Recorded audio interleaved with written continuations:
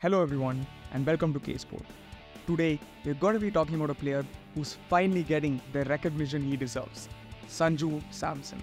He's finally a part of the 15-man squad for an ICC tournament for Team India. Sanju Samson will be going along with Rishabh Pant as India's main wicketkeeper batsman options for the T20 World Cup. Let's see how his IPL performances help the selectors make their decision. Comparing his stats with his fellow teammates from the Rajasthan Royals, no one expected that Samson would have this good of a year. Yashasvi Jaiswal, especially coming off a brilliant test series against the England national team, was expected to be their flag bearer in the batting department. Another player, Joss Buttler, England's main opener, was also expected to be swashbuckling for the Rajasthan Royals. But then here's Samson, who's having a great year ahead of him. He scored almost 400 runs in just 9 innings, and he's doing it at a great strike rate as well. Comparing his stats with the previous IPL, we can see that Sanju has already surpassed the number of runs that he scored last year. The T20 World Cup could definitely be a reason why he's amped up his performances this year, and he's definitely justified his spot on the plane to the Caribbean and the United States. Sanju Samson has been especially great in building his innings this year. He hasn't gotten out for a single-digit score as of this tournament. Sanju, in just 9 innings, has 4 scores of 50 plus this season.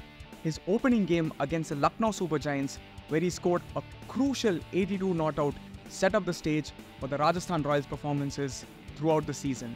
And his 71 of just 33 deliveries against the LSG in the return fixture and his celebration was definitely a huge statement about how far he's come in his cricketing journey. With the pitches in the United States especially being untested, Caribbean pitches are definitely known to be a little bit on the slower side.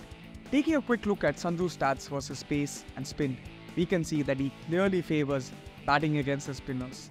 He is yet to get out against them all season and has a healthy strike rate of almost 150 against them. The Caribbean pitches are generally on the slower side, so Team India will definitely be looking at Sanju Samson and Shivam Dube to battle the spin choke in the crucial middle overs. Looking at Sanju's phase-wise stats in this year's IPL, we can see that he's a little bit on the average side during the power play overs, but he's especially dangerous during the middle as well as the death overs. The selectors have definitely made a good choice in backing him, knowing that they have players like Rohit Sharma, Yashasvi Jaiswal and Virat Kohli who can take the game from the opposition during the power play overs, and that leaves Sanju to do what he does best and play freely in the middle and the death. Looking at the other domestic wicket-keeping options that Team India had to go with, we can see that Sanju Samson has the best average by far amongst all the other wicket-keeping batsmen. This proves that he's not only adept at hitting the ball, but he's able to stay in the crease for a while and dictate the pace of the game based on the circumstances. Looking at how Sanju approaches the game while batting first or second, we can see that he clearly prefers batting first, where he has the freedom to set the target. He averages an insane 165 while batting first and has gotten out just once all season while setting a target.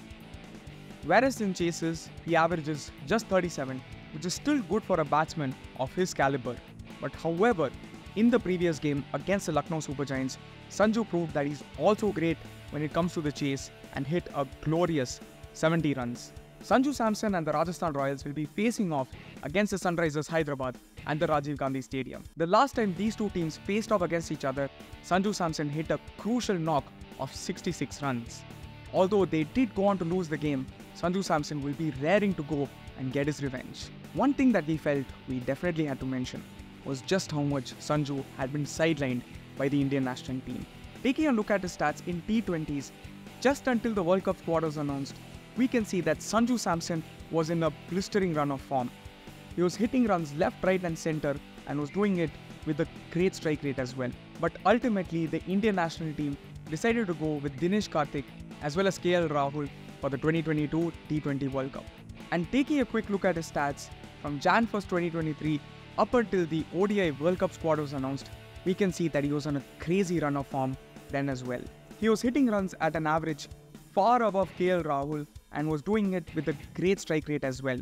But ultimately, it was the same old story again, and Team India decided to go with KL Rahul. So finally, Sanju Samson is getting his just rewards.